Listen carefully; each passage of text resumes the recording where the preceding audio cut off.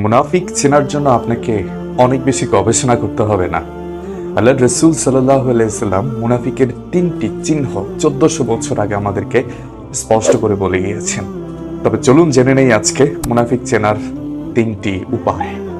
Number 1, মুনাফিক ব্যক্তিরা কথায় কথায় কথা বললে মিথ্যে ছাড়া কথা বলে না।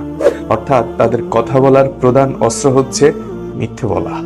যে লোকগুলো আপনার আশেপাশে প্রতিনিয়ত কন্টিনিউয়াসলি সত্য মিথ্যে বানিয়ে মিথ্যের ফুলঝুরি ছড়ায়, তারাই মুনাফিক।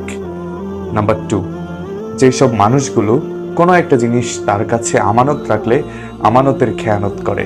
একটু মিলিয়ে দেখুন তো আপনার চারপাশে কোন লোকগুলো আছে যারা কোন মানুষের কোনো আমানত পেলে আমানতের খেয়ানত করে বসে থাকে।